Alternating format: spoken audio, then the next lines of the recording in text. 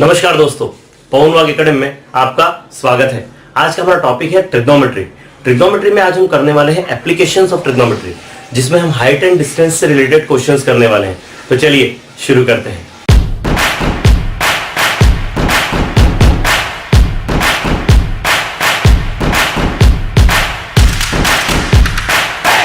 दोस्तों, अगर अभी तक आपने हमारे चैनल को सब्सक्राइब नहीं किया है तो प्लीज सब्सक्राइब आवर चैनल, और जिन्होंने सब्सक्राइब किया उनका धन्यवाद।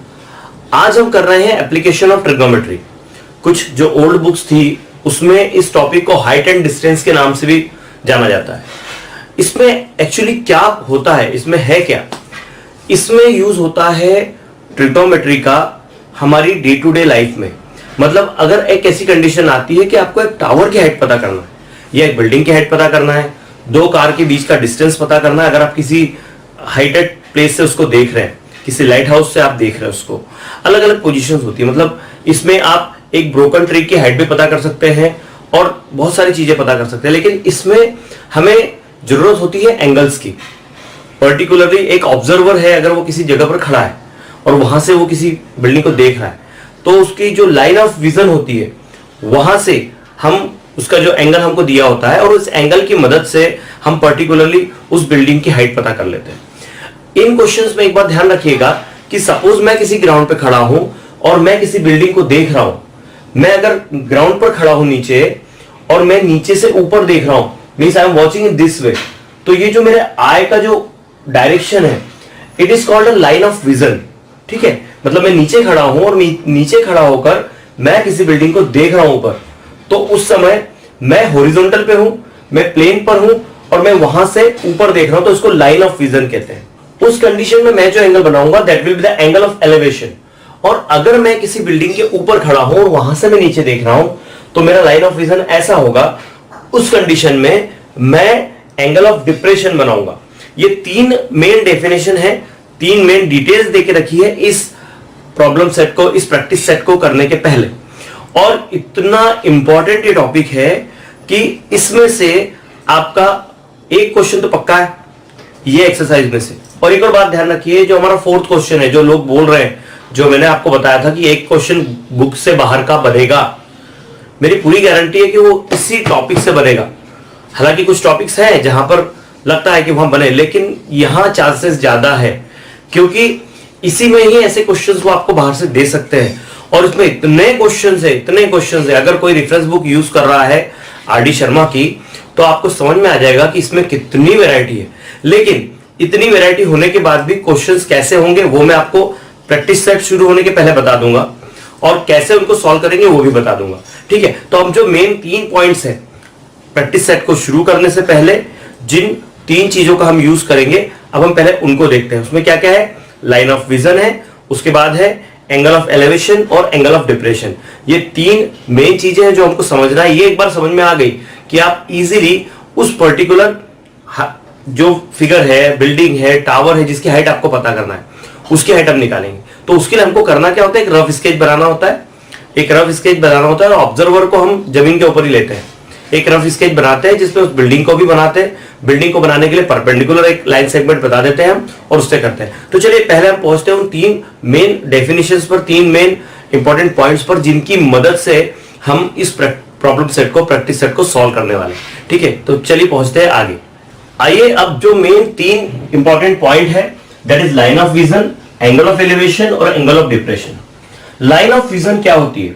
Suppose someone is standing here, कोई यहां पर खड़ा है और वो यहां से किसी चीज को देख रहा है, लेकिन उसके देखने का डायरेक्शन ऊपर की ओर है। ठीक है, ऊपर किसी चीज को देख रहा है। सपोज यहां पर कोई चीज, ऑब्जेक्ट है दैट इज बी, वो बी को देख रहा है। तो ये जो विजन होगा, ये जो लाइन होगी, इस लाइन को हम कहते हैं that is a line of vision. ये होती है लाइन ऑफ विजन।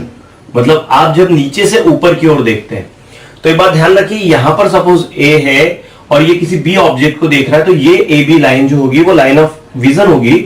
और ये जो लाइन होगी ए एम, ये लाइन हॉरिजॉन्टल लाइन होगी, इसको हम हॉरिजॉन्टल लाइन बोलेंगे।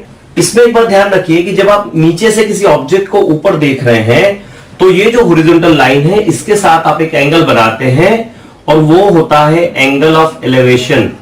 इसे कहते हैं एंगल ऑफ एलिवेशन।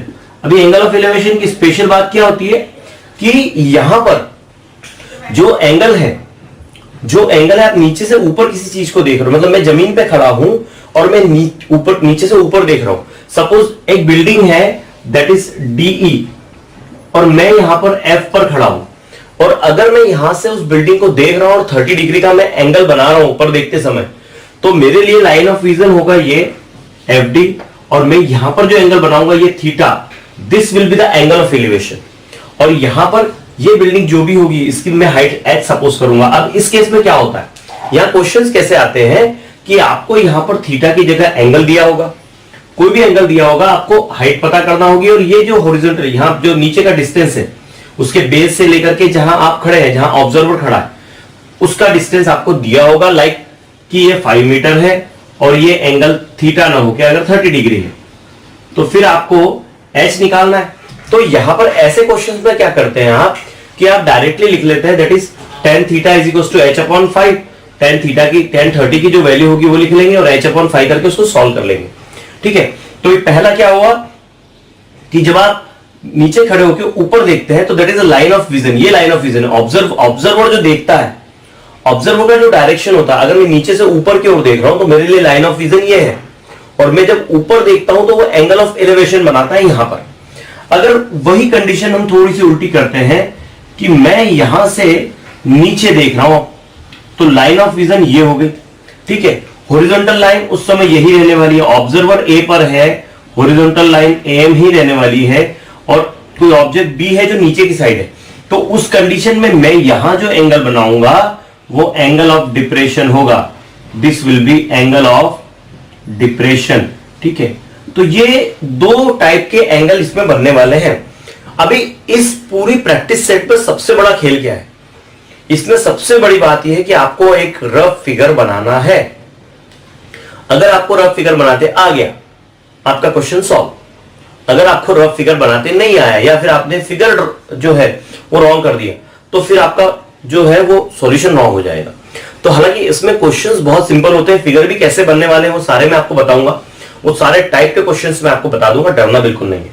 तो देखिए, जब नीचे से खड़ा है, जब ऑब्जर्वर जिस साइड उसका विजन होगा, अगर वो ऊपर देख रहा है तो लाइन ऑफ विजन ऊपर की साइड होगी, उस कंडीशन में एंगल ऑफ एलिवेशन ऊपर की साइड बनेगा। ये जो एंगल बनेगा वो एंगल ऑफ एलिवेशन बनेगा। अब इसमें एक बात और ध्यान रखिए कि आप बोलेंगे सर ऑब्जर्वर अगर यहां खड़ा है तो उसकी भी कुछ हाइट होगी, उसकी हाइट को हम निग्लिजिबल कर लेते हैं, मतलब हम उसकी हाइट को कैलकुलेट नहीं करते। जब आप किसी बिल्डिंग की हाइट पता कर रहे हैं और मैं यहां खड़ा हूं तो मेरी हाइट छोड़ देंगे, नहीं तो आप कुछ लोग सोचेंगे कि सर आपकी आंखें यहां है, फिर आपकी जो हाइट है ये छोड़ दी आपने, तो उसको आपको निग्लिजिबल लेना है, क्योंकि वहां पर क्वेश्चन में आपकी हाइट नहीं दी है। वहां अगर उसने आपकी हाइट भी दे दी तो फिर क्वेश्चन चेंज होता है, तो वो हॉट्स में जाता है। हालांकि उस टाइप का क्वेश्चन अभी तक मेरे सामने नहीं आया है। हाँ, मैंने एक सीबीएसई की हमने जो सीबीएसई आरडी शर्मा मैंने 2 क्वेश्चन देखे थे ऐसे जो इस टाइप के थे, जिसमें कि ऑब्जर्वर की हाइट भी दे के रखी थी। तो उस केस पे फिर हमने हॉरिजॉन्टल लाइन के पैरेलल एक लाइन ड्रॉ करके उसको सॉल्व किया था।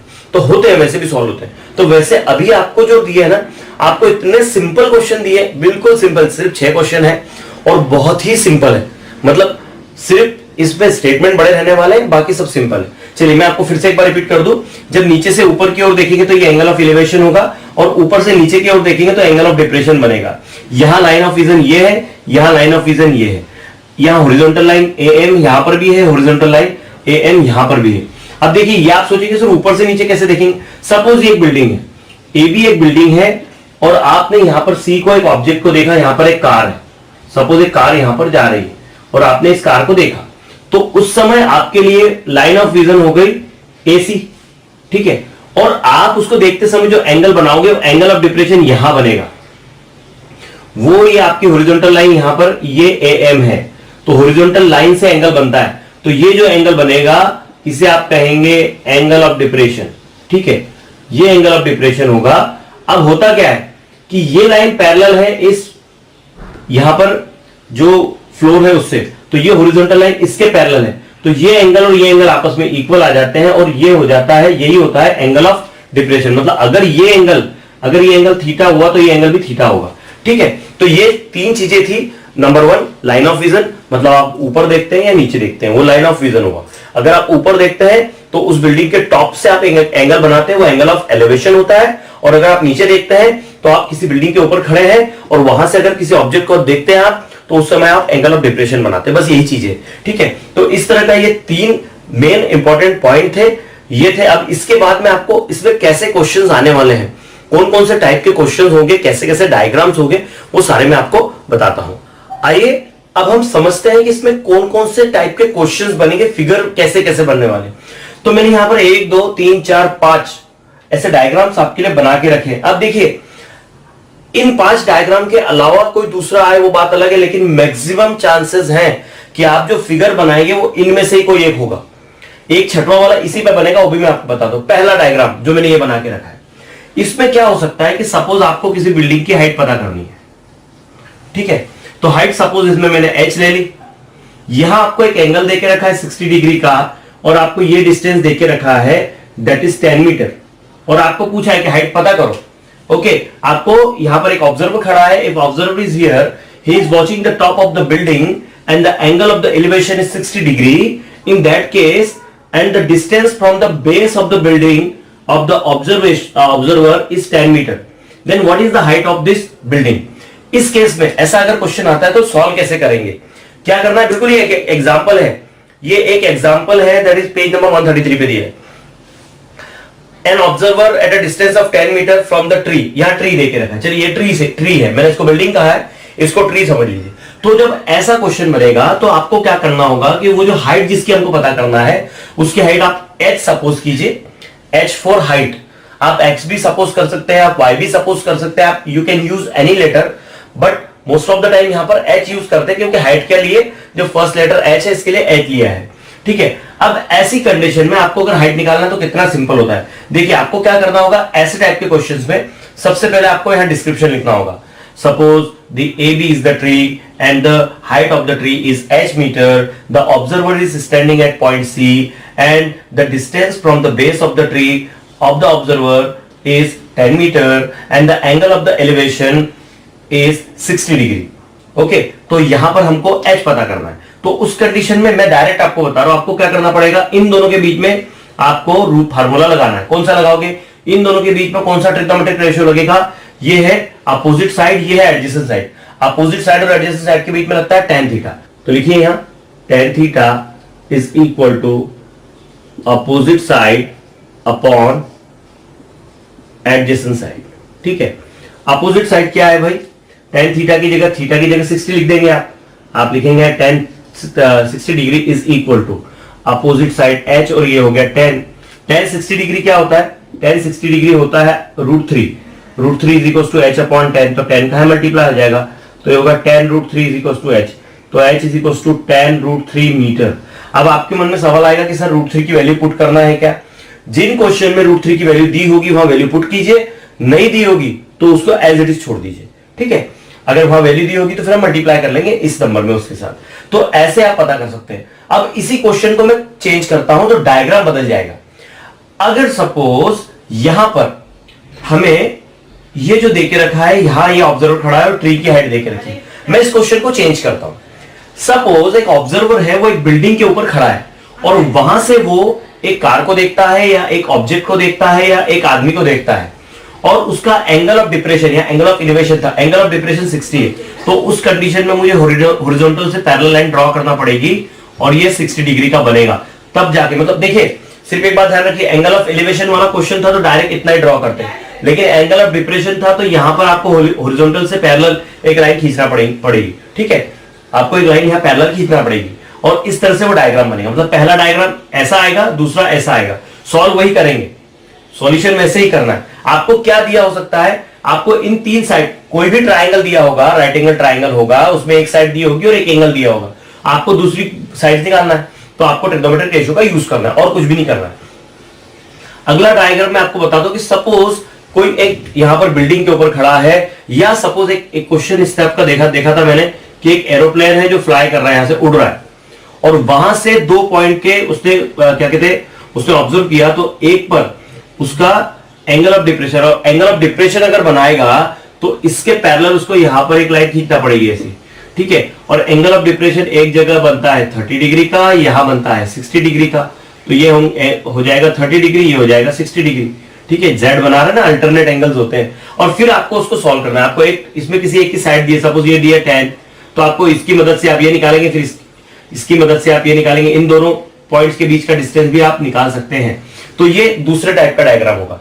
तीसरा क्या होगा कि दो बिल्डिंग्स दिए हैं या दो टावर दिए हैं या दो अलग अलग माउंटेन्स दिए हैं, और वहां पर आप कोई एक ऑब्जर्वर यहां खड़ा है, उसने यहां से इसको भी देखा और यहां से इसको भी देखा, ठीक है। यहां से उसने मतलब एक बड़ी वाली बिल्डिंग से वो खड़ा है और बड़ी वाली बिल्डिंग से वो छोटे वाली बिल्डिंग के बेस को भी देख रहा है और उसके टॉप को भी देख रहा है, और वहां अलग अलग एंगल बना रहा है। तो यहां पर आपको फिर हॉरिजॉन्टल ड्रॉ करना पड़ेगा। सपोज यहां 30 डिग्री बना रहा है और यहां पर 60 डिग्री बना रहा है। अब यही डायग्राम चेंज हो सकता है। कैसे हो सकता है भाई? ऑब्जर्वर यहां खड़ा था तो यहां एंगल ऑफ डिप्रेशन बना रहा है। अगर ऑब्जर्वर यहां खड़ा होता तो ये डायग्राम कैसा बनता? उसने अगर इस बिल्डिंग को देखता, अगर ऑब्जर्वर यहां खड़ा होता तो वो यहां भी देखता और यहां भी देखता, तो उस कंडीशन में डायग्राम ऐसे रहता, लेकिन सिर्फ आपको बनाते समय लाइन ऑफ विजन ड्रॉ करना पड़ेगी, एंगल ट्राइंगल फिगर अलग बनेगा।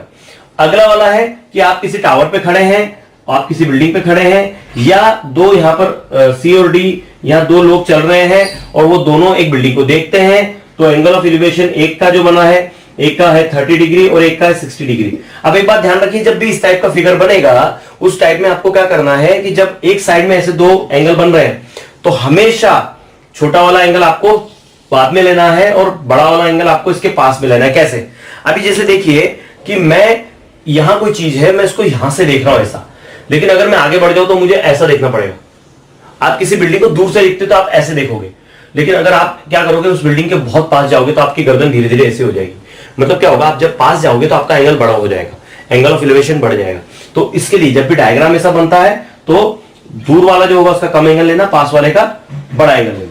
और एक अगला डायग्राम ऐसा होगा कि एक ही जगह से आप किसी मतलब सपोज एक ट्री है, वो टूट के गिर गया, तो उसका ये पार्ट इधर आके गिरा है, ये पार्ट इधर आके गिरा है, तो यहां से भी दो एंगल बन सकते हैं। ये एक 30 बन सकता है, एक 60 बन सकता है। तो ये कुछ 4 या 5 तरह के मैंने डायग्राम आपको बताए हैं।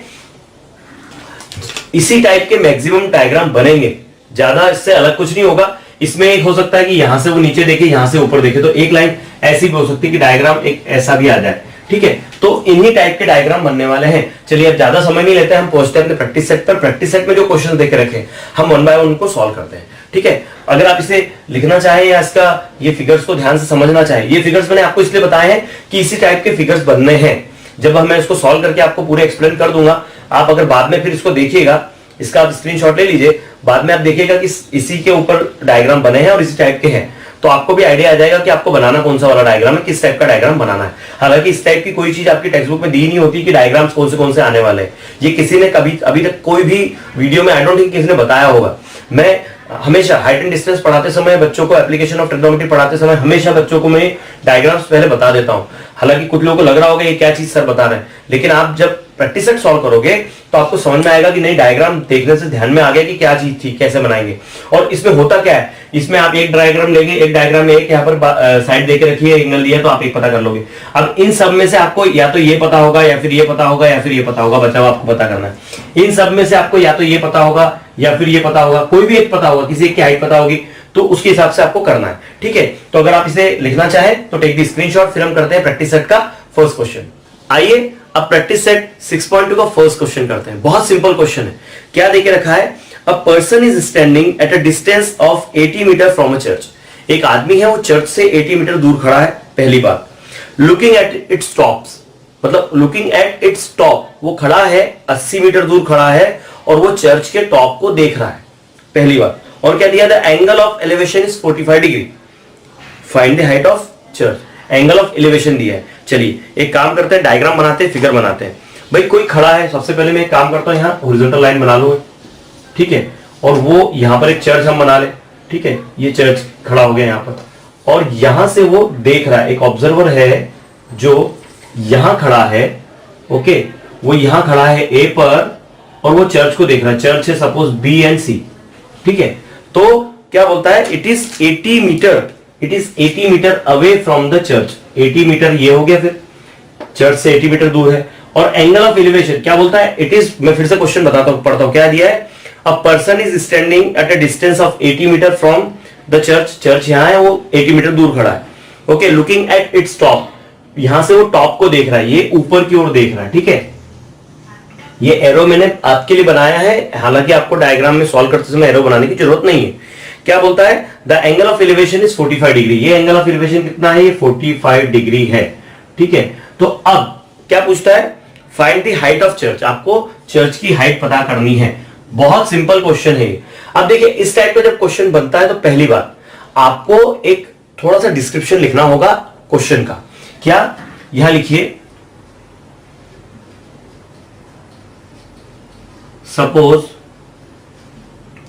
BC is the church and its height is h metre, ठीक है, h मीटर इसकी हाइट है। यहां लिखिए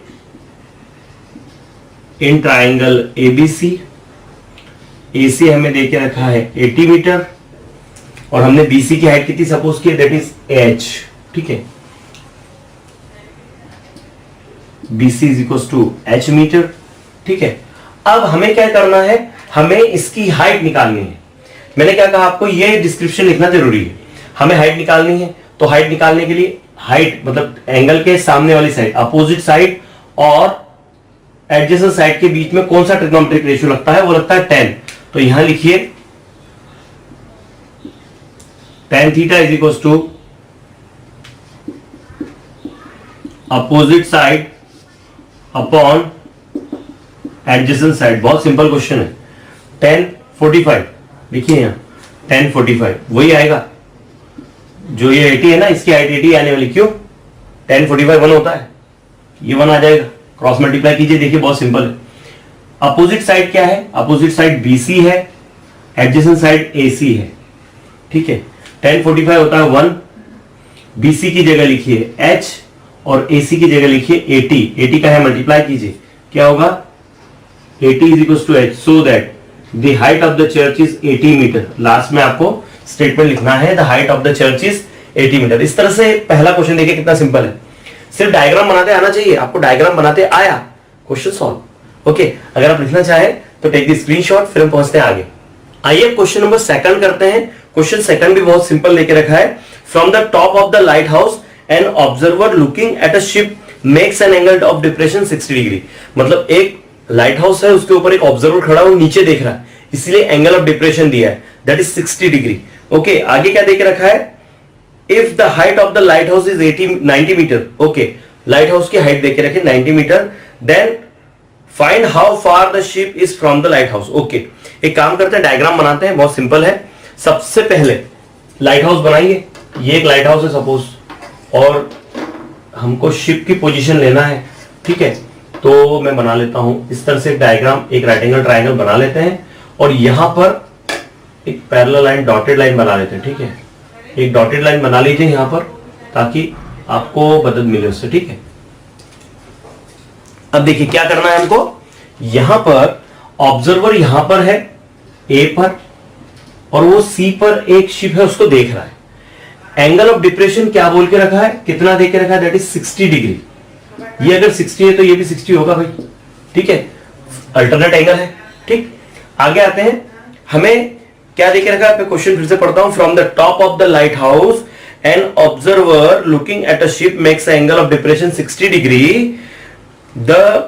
if the height of the lighthouse is 90 metre. ये हाइट देख रखी है, कितनी देख रखी, 90 मीटर। क्या बोलता है, then find how far the ship is from lighthouse, ship कितनी दूर है लाइट हाउस से, यहां पर शिप है, ठीक है, यहां पर एक शिप है C पर, ठीक। मैं शिप भी बना दूं आपके लिए, मैं नाव बना देता हूं एक छोटी सी, ठीक है।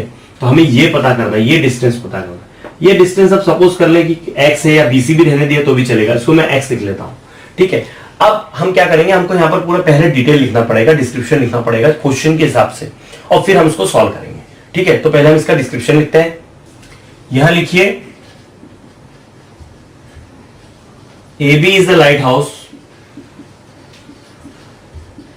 okay, and AB is given that is 90 metre. AB की हाइट हमें 90 मीटर देके रखी है, ठीक है। The angle of depression, the angle of depression कितना है, दैट इज 60 डिग्री। तो यहां पर जो ए, यहां पर कोई ले लीजिए, एम ले लीजिए, that A M is horizontal line, so that angle of depression देख रहे हैं, मतलब M A C, angle M A C कितना हो गया, एम ए सी हो गया 60 डिग्री, ठीक है। तो यहां पर at point C there is a ship, at point C there is a ship, ये लिखना जरूरी है भैया। तो एंगल ऑफ डिप्रेशन जो बना है एम ए सी देख रहेगा 60, तो यहां लिखिए here angle MAC is equals to angle ACB, that is 60 degree because they are the alternate angles. ये alternate angles हैं क्योंकि horizontal line ये जो AM है ना, ये BC के पैरेलल है, ये AM BC के पैरेलल है, ठीक है। ये हमको लिखना जरूरी है। अब हमारे पास क्या आ गया, ये 60 आ गया, ये 90 आ गया। BC लिख लीजिए यहां पर, BC is equals to X, यहां लिखिए ब्रैकेट में, suppose The distance of the ship from the lighthouse is x, ऐसा भी लिखा तो भी चलेगा, ठीक। अब यहां लिखिए इन ट्राइंगल ABC, यहां लिखिए इन ट्राइंगल ABC, जो है देके रखा है वो लिख लीजिए। AB है भाई 90 degree, sorry 90 metre, not degree. BC देके रखा है x, ठीक है। और एंगल ऑफ ये जो है ACB, एंगल ACB कितना आया है, एंगल ACB है दैट इज 60 डिग्री, ठीक है। अब चलिए वन बाय वन करते हैं। हम यहां पर कौन सा ट्रिग्नोमेट्रिक रेशियो लेंगे, हम यहां लेंगे 10। क्या है, अपोजिट साइड और एडजेंट साइड के बीच का हमको रेशियो निकालना है, उनके बीच का रिलेशन है, अपोजिट साइड और एडजेसेंट साइड के बीच का रिलेशन है। तो उसके लिए हम लिखेंगे 10 theta is equals to opposite side upon adjacent side, ठीक है, एडजेसेंट साइड। बहुत सिंपल है, बिल्कुल डिफिकल्ट नहीं है, सिर्फ वैल्यू पुट करना है आपको। tan थीटा की जगह आप लिखेंगे tan 60, लिखे यहां tan 60 degree is equal to opposite side है AB, एडजेसेंट साइड है BC। अब यहां क्या होगा, ये होगा x इज इक्वल टू, मतलब x यहां आ जाएगा, √3 यहां नीचे आ जाएगा, तो ये होगा 90 अपॉन √3। अब अगर अपॉन में कोई रैशनल नंबर है, कोई मतलब अंडर रूट में कोई नंबर है, तो हम क्या करते हैं, इसका रैशनलाइजिंग का डिनोमिनेटर करते हैं, तो नीचे ऊपर √3 से मल्टीप्लाई कर दीजिए, ठीक है। तो ये हो जाएगा x इज इक्वल टू 90 √3, और ये √3 नीचे हो जाएगा 3।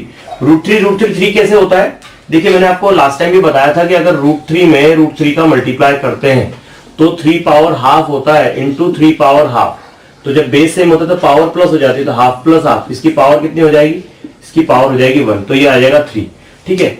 अब यहां पर एक चीज समझ लीजिए कि अपॉन में आ गया 3, एक काम करते हैं, इस 3 से इसको कैंसिल करते हैं, तो ये आएगा 30 √3, और हमें यहां पर √3 की वैल्यू देके रखिए, दैट इज 1.73। क्या करना है आपको, यहां पर मल्टीप्लाई करना है, 3 3 जा 9, 3 7 जा 21, कैरी 2, 3 1 जा 3 1 5, 51.9 मीटर। मतलब the distance of the ship from the lighthouse is 51.9 metre. बस इस तरह से इसको लिखना है, ठीक है। इसको लिखने की जरूरत नहीं है, तो मैंने आपको समझाने के लिए बताया। तो इस तरह से इसको करना था। अगर आप इसे लिखना चाहें तो टेक द स्क्रीनशॉट, फिर हम पहुंचते हैं आगे। आइए थर्ड क्वेश्चन करते हैं। वहां क्या देके रखा है, 2 buildings are facing each other on the road of width 12 metre. Okay, 2 buildings हैं और वो एक दूसरे से 12 मीटर की दूरी पर है, उनके बीच में एक रोड है और रोड की विड्थ देके रखिए 12 metre. Okay, from the top of the first building which is 10 metre high, the angle of the elevation of the second is found 60 degree from the top of the first building के top से। Okay, the angle of elevation मतलब first building छोटी है, बड़ी second building बड़ी है, तो first building के टॉप से एंगल ऑफ एलिवेशन 60 डिग्री का है। ये पहली बात देख रखिए, विच इज 10 मीटर हाई, और उसकी हाइट भी हमको देख रखिए 10 मीटर। तो बहुत सिंपल है, एक काम करते हैं, पहले फिगर ड्रॉ करते हैं। उसके लिए क्या करना पड़ेगा, यहां एक लाइन इस तरह से ड्रॉ कीजिए, फर्स्ट बिल्डिंग ड्रॉ कीजिए यहां पर इस तरह से, और सेकंड बिल्डिंग ड्रॉ कीजिए आप इस तरह से, ठीक है। और आपको क्या करना है, यहां से यहां एंगल ऑफ एलिवेशन देके रखा है, तो इस तरह से आप एक लाइन यहां पर ड्रॉ कर लीजिए, ठीक है। और एक यहां पर हॉरिजॉन्टल से एक लाइन यहां पर पैरेलल ड्रॉ कर लीजिए। ओके, अब देखिए यहां पर क्या कैसे करना है, यहां लिखिए। देखिए मैं फिर से क्वेश्चन पे आता हूं, क्या देके रखा है क्वेश्चन में, और उसके बाद में यहां पर डिटेल भरते हैं, ठीक है। क्वेश्चन में देके रखा है 2 buildings are facing each other. 2 building है भाई, एक है ए बी और एक है सी डी। इसको आप ई दे दो बीच के पॉइंट को। 2 buildings are A B and C D, लिखिए यहां पर there are 2 buildings A B and C D, ठीक है। So 2 buildings are facing each other on the road of width 12 metre. Road of width 12 metre, ये जो इनके बीच का जो रोड है उसकी विड्थ है 12 metre. Okay, width of road that is 12 metre, और वो क्या है, वो बीडी हो गया, ठीक है। बीडी के हमको डिस्टेंस मिल गया, बीडी का हमको लेंथ मिल गया। आगे आते क्या बोलता है, from the top of the first building which is 10 metre high, ये कितनी है, ये 10 मीटर हाई है। The from the top of the first building which is 10 metre high, the angle of elevation of the top of the second building is 60 degree, is found 60 degree. ये कितना है, ये 60 degree है। Okay, क्या बोलता है, what is the height of the second building. हमको second building की हाइट पता करनी है भाई। सेकंड बिल्डिंग की हाइट पता करने के लिए हमको देखिए यहां पर ये साइड देखे रखिए, ये 12 दिया है, तो ये 12 होगा तो ये भी 12 ही होगा भाई। ये 12 है तो ये भी 12 होगा, पहली बात। अब ये 12 आ गया हमारे पास, ये 10 है तो ये भी 10 होगा। हमको सिर्फ ये पार्ट पता करना है, हमको सिर्फ इस ट्राइंगल पर काम करना है, लेकिन हमको पूरा डिस्क्रिप्शन लिखना पड़ेगा। Okay, so there are 2 buildings A B and C D, the width of the road is 12 metre, that is B D. Okay, A B is equal to क्या देके रखा है, ए बी हमें देके रखा है 10 मीटर, ठीक है। और यहां पर लिखिए लेट द हाइट ऑफ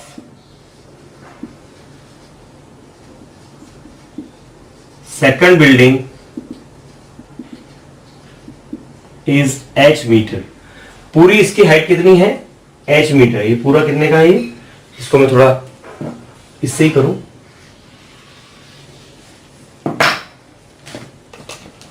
इसकी हाइट कितनी है, दैट इज h मीटर। मैं इसको लाइन ड्रॉ कर लेता हूं यहां पर कि भाई यहां से यहां तक है, ये है h मीटर, ठीक है।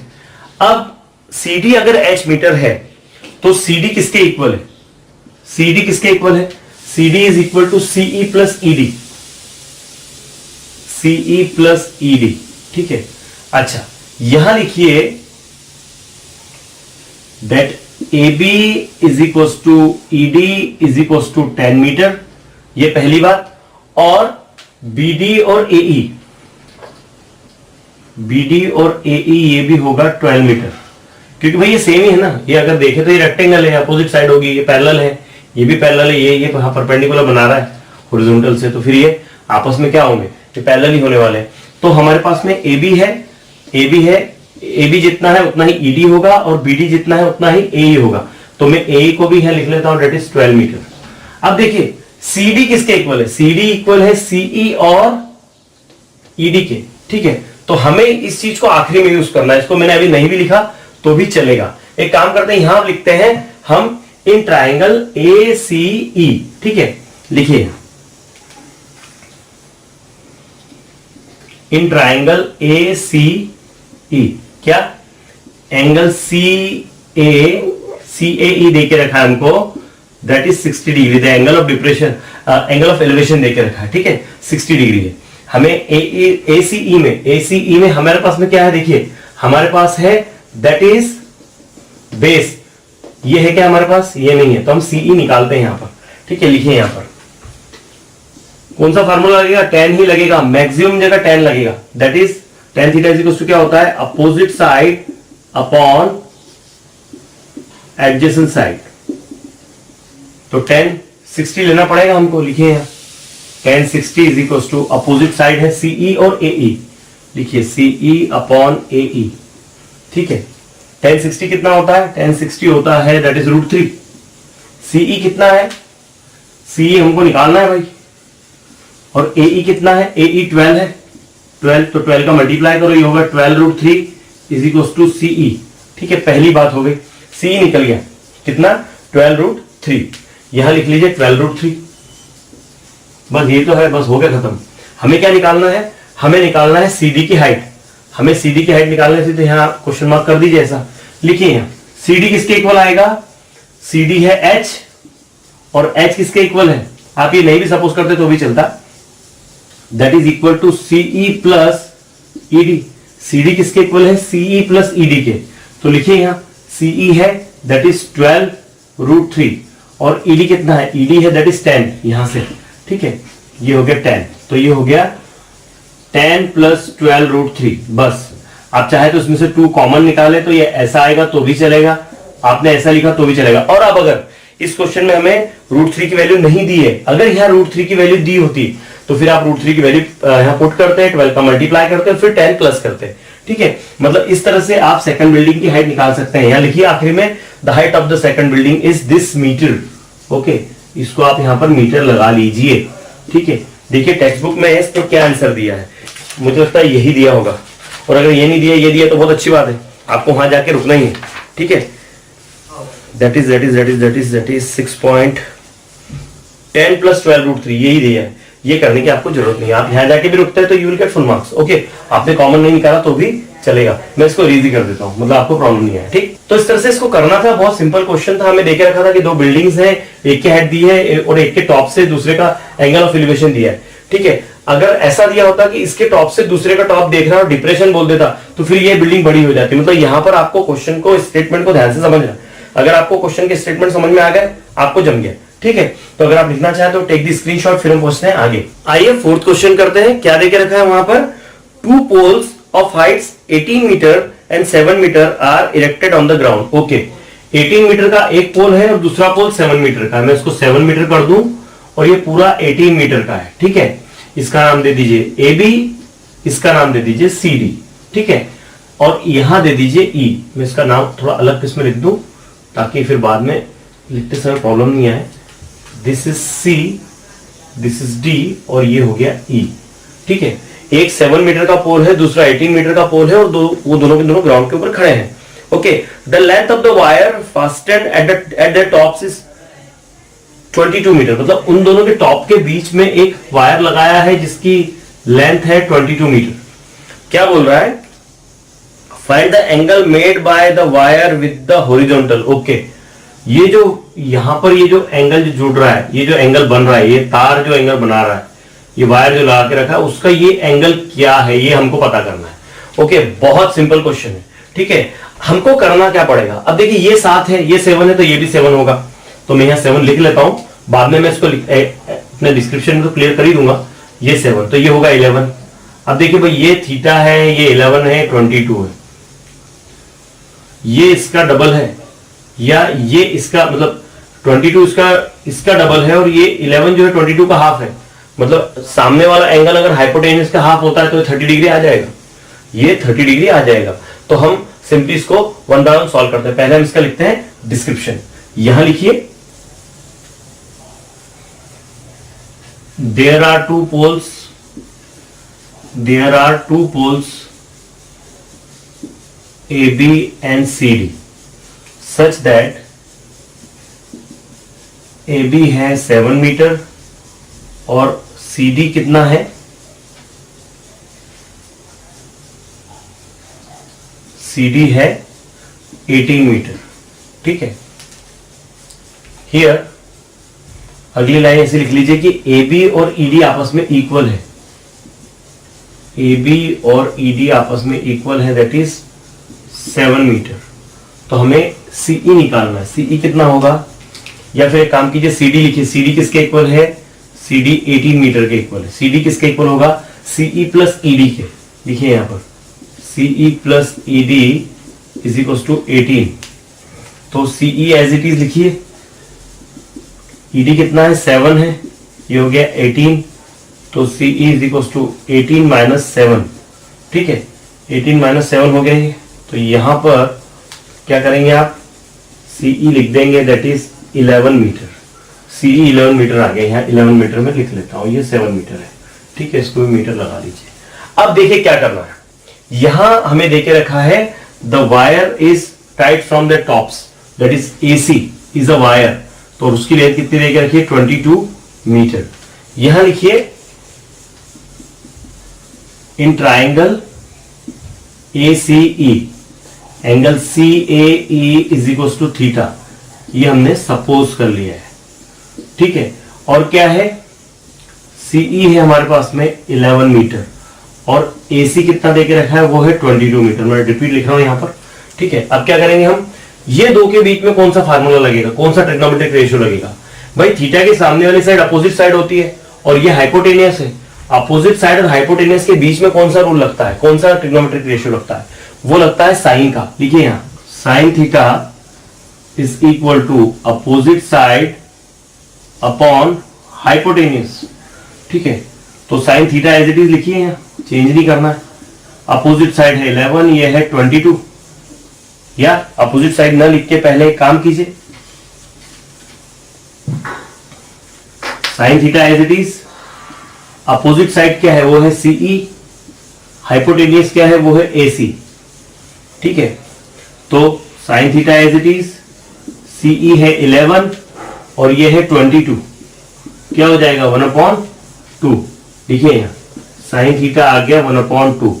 अच्छा साइन में 1/2 किसकी वैल्यू होती है भाई, साइन थीटा में 1/2 किसकी वैल्यू होती है, वो होती है साइन 30 की, वो होती है साइन 30 डिग्री की, तो थीटा कितना हो गया 30 डिग्री हो गया, ओके। तो आखिरी में आपको स्टेटमेंट क्या लिखना है, the angle made by the wire with the horizontal is 30 degree, okay, the angle made by the wire with the horizontal is 30 degree. बस बहुत सिंपल क्वेश्चन था, बिल्कुल भी डिफिकल्ट नहीं है, मतलब मुझे लगता है कि ये ऐसे जो क्वेश्चन अगर आपके सामने आते हैं, मुझे बताइए सॉल्व क्या किया आपने, आपने इतना सा सॉल्यूशन किया है, ये तो आपने ये से कैसे इसी से लिखा है, ठीक है। तो आपने इतना सा सॉल्यूशन किया, आपको सिर्फ एक ट्रिग्नोमेट्रिक रेशियो यूज करना है जिसकी जरूरत हमको है, बस आपको डायग्राम बनाते आना चाहिए, ठीक है। अगर आप लिखना चाहें तो टेक द स्क्रीनशॉट, फिर हम पहुंचते हैं आगे। आइए फिफ्थ क्वेश्चन करते हैं, बहुत सिंपल क्वेश्चन है। क्या देके रखा है हमें, a storm broke a tree and tree top rested 20 metre from the base of the tree, okay. एक ट्री था और वो हवा के कारण, स्टॉर्म के कारण, आंधी के कारण वो टूट गया। सपोज ट्री क्या था, AB था और वो ब्रोक हुआ, यहां से टूट गया वो, और वो जब जाके नीचे गिरा, ये आ गया इस साइड, ये नीचे गिरा और यहां आके गिरा, मतलब ये पार्ट और ये पार्ट इक्वल हो गया, ठीक है। तो ये आके गिरा, तो कितनी दूर गिरा, ये इसके बेस से 20 मीटर इस साइड गिरा, इसको मैं C दे देता हूं, इस पॉइंट को D दे देता हूं, ठीक है। क्या बोलता है आगे, मैं फिर से पढ़ता हूं, a storm broke a tree and tree top rested 20 metre from the base of the tree making an angle of 60 degree with the horizontal, okay. ये जो एंगल बन रहा है ये 60 डिग्री का है विद द हॉरिजॉन्टल। क्या बोल रहा है, find the height of the tree, आपको ट्री की हाइट पता करनी है। भाई ट्री की हाइट पता करनी मतलब आपको ये भी पता करना है, ये भी पता करना है। आपके पास क्या है, आपके पास ये राइट एंगल ट्राइंगल है, आपको अगर ये दोनों पता करना मतलब आपको ये निकालना है, ये निकालना है तो ये यहां पर tan लग जाएगा, और फिर आपको इससे ये निकालना है तो आप यहां पर साइन लगा सकते हैं, इन दोनों को लगा के। तो that is up to you. अगर आपने ये निकाल लिया तो उसके बाद में आप इस ट्राइंगल का ये निकाल लेंगे, ये बाय पाइथागोरस भी निकाल सकते हैं आप। तो आपके लिए ऑप्शंस खुले हैं कि आप कैसे उसको करते हैं। सबसे पहले यहां लिखिए, इससे हमको पूरा डिस्क्रिप्शन लिखना पड़ेगा, that AB is a tree due to storm, लिखिए यहां due to storm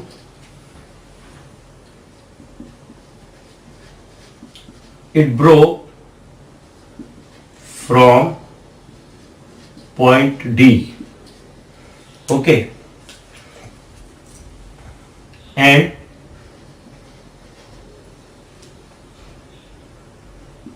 the broken part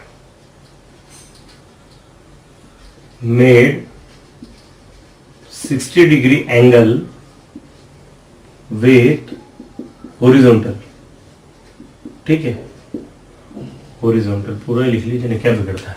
लिखिए यहां पर इन ट्राइंगल BCD, BC कितना है 20 देके रखा है, it is 20 metre from the base of the tree, वो लाइन भी लिख सकते थे आप। और यहां पर हमें देख रखा है that is angle DCB is 60 degree. ठीक है, हमें पहले ये निकालना है फिर ये निकालना है। तो यहां पर एक काम कर सकते हैं हम कि इनको सपोज कर ले कि भाई ये x है ये y है, और आप नहीं भी सपोज करते डायरेक्ट करते तो भी चलता है। ठीक है, that is up to you. एक काम करते, कोई सपोज नहीं करते, डायरेक्ट सॉल्व करते हैं। यहां लिखिए tan theta is equal to opposite side upon adjacent side. आप सोच रहे होंगे tan थीटा के लिए भाई मेरे पास एडजेसेंट साइड है, मुझे ये साइड तो निकालना पड़ेगी ना, मुझे ये भी निकालना है ये भी निकालना है, दोनों को प्लस कर देना। तो मैं क्या करूंगा, मैं इसको निकालूंगा और इसको निकालूंगा क्योंकि ये पार्ट इक्वल है। ठीक है, और ये कौन से पार्ट इक्वल है वो यहां पर लिख लीजिए, broken with it made angle with 60 degree with horizontal. और एक और चीज यहां लिख लीजिए ऊपर, that is AD is equal to DC, क्योंकि भाई वो सेम पार्ट है ना, ये गिर के नीचे गिरा है।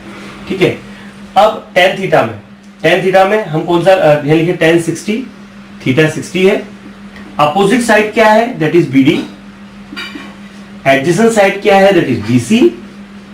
tan 60 डिग्री क्या होता है, दैट इज √3। BD कितना है हमको पता करना है, BD लिखिए यहां पर, और BC कितना है वो है 20। तो ये क्या हो गया 20√3। BD कितना हो गया, BD हमको मिल गया दैट इज 20√3। ओके, ये हो गया 20√3 मीटर। हमें अब क्या निकालना है, हमें ये निकालना है, मतलब हमें ये पार्ट निकालना है, लेकिन हम किसको निकालेंगे, CD को निकालेंगे। लिखिए यहाँ, अब CD निकालने के लिए क्या है, आप चाहे तो इन दोनों का यूज करके आप पाइथागोरस लगा दें, लेकिन कोई जरूरत नहीं। हम यहीं पर हम एक काम करते हैं, साइन लगा लेते हैं, sine 60 degree. Now sine 60 degree मतलब क्या होगा, opposite side upon hypotenuse. Sine 60 होता है √3/2। अपोजिट साइड है BD, हाइपोटेन्यूज है DC। यहां हमने BD तो निकाल लिया है। ठीक है, हमको DC निकालना, DC को इधर भेज दिया, इनको साइड शिफ्ट कर दीजिए। यहां लिखिए DC is equal to BD into 2/√3।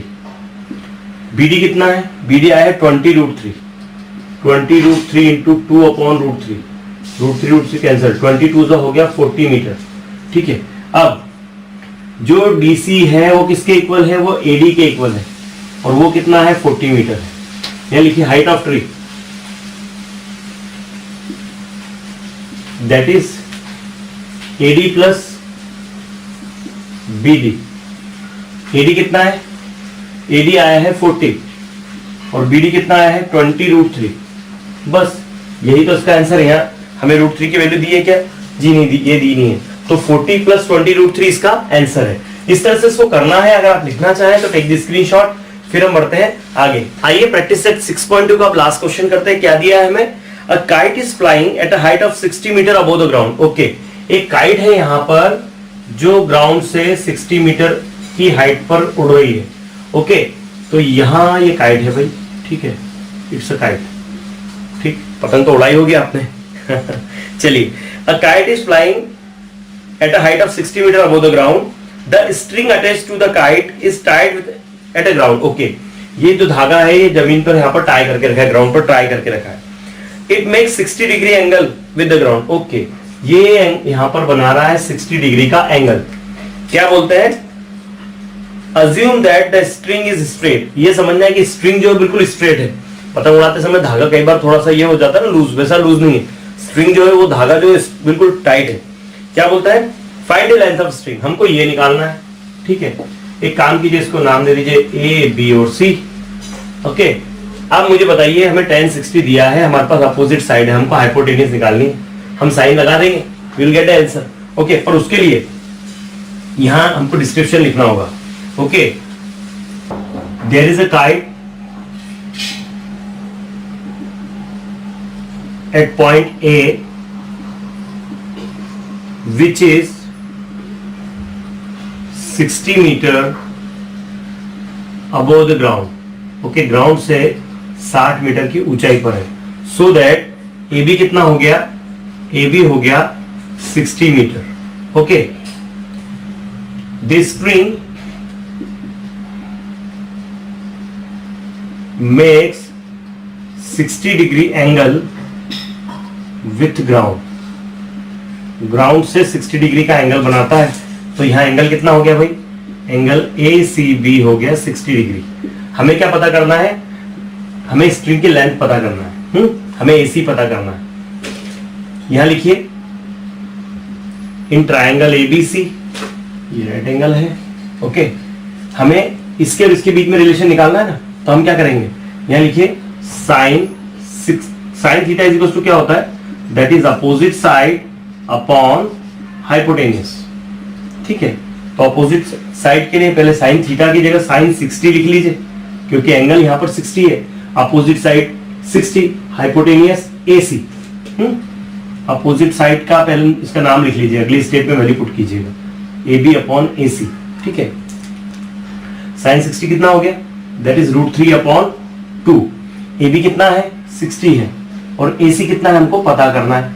क्या करेंगे हम, यहां लिखेंगे, इसको मैं एज इट इज लिख लेता हूं यहां पर, √3 upon 2 is equal to 60 upon AC। इस AC को इधर भेजिए और ये 2 और √3 नीचे आ जाएगा, तो ये होगा AC is equal to 60 into 2 upon √3।